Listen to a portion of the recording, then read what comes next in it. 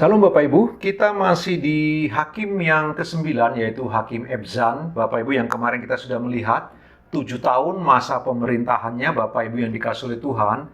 Tetapi yang 7 tahun itu dia hanya sebenarnya sibuk untuk mengawinkan anak-anaknya yang berjumlah 60 orang Bapak Ibu yang dikasih oleh Tuhan. Padahal waktu itu Israel sedang ditindas oleh orang Filistin. Tekanan yang sangat kuat dari orang Filistin sedang melanda Israel. Ebzan tidak melakukan apapun.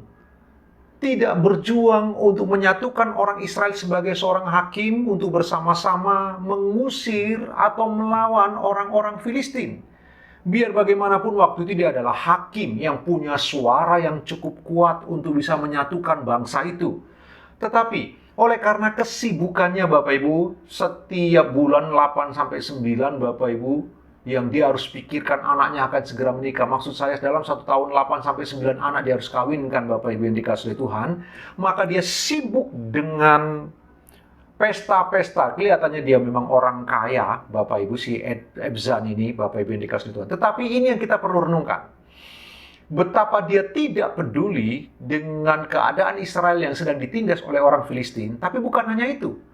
Dia mengambil perempuan lain di luar kaumnya untuk anak-anak laki-lakinya. Dia mengambil anak laki-laki lain di luar kaumnya untuk anak-anak perempuannya. Kalau Bapak Ibu memperhatikan Bapak Ibu dikasih Tuhan, bahwa bagi orang Israel, Bapak Ibu, peristiwa yang seperti itu selalu berdampak yang sangat tidak baik Bapak Ibu dikasih Tuhan.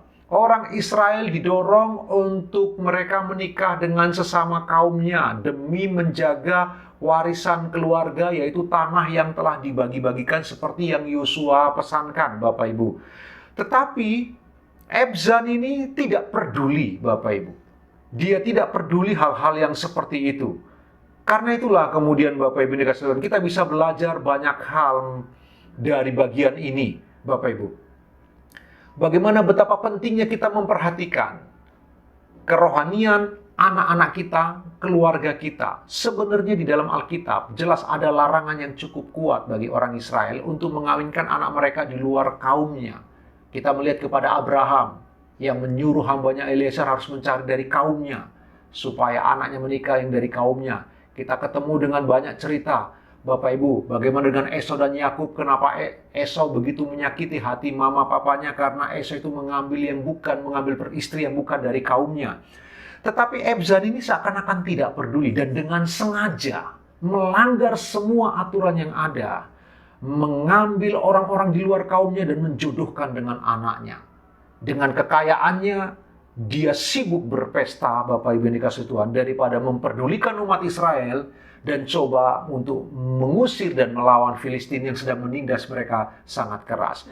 Pembelajaran untuk Bapak Ibu dan saya, mari Bapak Ibu yang dikasih Tuhan, bagaimana cara kita sekali lagi mendidik anak-anak kita, bagaimana cara kita menanamkan nilai-nilai kepada mereka, Bapak Ibu. Jelas firman Tuhan berkata, anak terang harus dengan anak terang. Apakah anak-anak kita dorong, kita kondisikan, kita indoktrinasi untuk mereka dalam mencari jodoh, supaya yang seiman, sesama anak-anak terang. Karena itu persyaratan pertama dalam pernikahan harusnya adalah pastikan anakmu menikah dengan seorang yang sungguh-sungguh telah mengalami kelahiran baru. Ini syarat utama. Bukan tentang suku, bukan tentang suku, warna kulit, bahasa. Bukan tentang itu pertama-tama Bapak Ibu. Bukan tentang budaya. Yang kita utamakan seharusnya ketika kita mendidik anak kita yakinkan mereka, kita ajarkan mereka, kalau engkau mencari jodoh, nak, pertama-tama carilah, pastikan seorang anak Tuhan yang sungguh-sungguh telah lahir baru. Bukan seorang yang Kristen, tapi seorang anak Tuhan yang sungguh-sungguh telah lahir baru. Karena ada orang mengaku Kristen tapi tidak pernah mengalami kelahiran baru, yang hidupnya terus berkanjang dalam dosa. Bapak Ibu, ayo kita nasihati anak-anak kita. Jangan seperti Hakim Ebzan ini yang tidak peduli, malah mengambil di luar dari kaumnya untuk anak-anaknya. Sungguh seorang orang tua yang tidak benar Bapak Ibu. Bapak Ibu dan saya, kita perlu memperhatikan bagian ini. Kita memperhatikan anak-anak kita supaya kelak mereka tidak menjadi jerat bagi kita. Jika mereka menikah dengan seorang yang telah mengalami kelahiran baru yang sejati, telah berjumpa dengan Tuhan Yesus Kristus, maka mereka akan menjalani hidup bersama dengan Kristus.